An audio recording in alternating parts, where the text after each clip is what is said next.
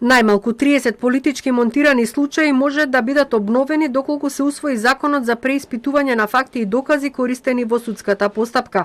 Се работи за периодот од 2007 до 2017 година. Предлогот е поднесен од Демократскиот сојуз и Дома има поддршка од владеачкото мнозинство.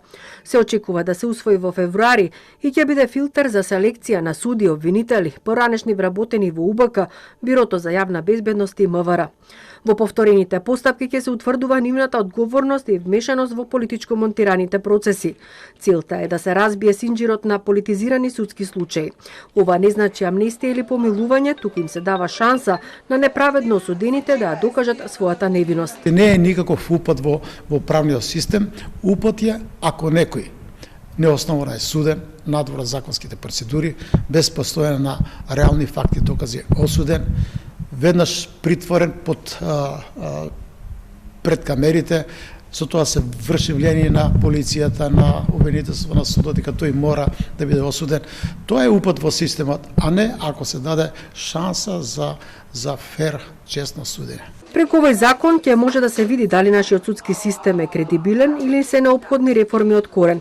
Не може судијата да има траен мандат, никогаш да не се проверува неговата работа, да не се утврди дали работи по инструкции на политичари, бизнисмени и други центри на моќ, вели Трајанов.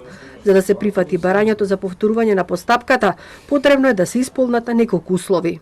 Доколку се заснема судска одлука, прво, ако е прекршено начелото на презумпција на невиност. Второ, ако е користен лажен заштитен сведок. Ако се злоупотребени системите за прислушување или ако е злоупотребен системот за автоматска распределба на предметите, АКМИ системот.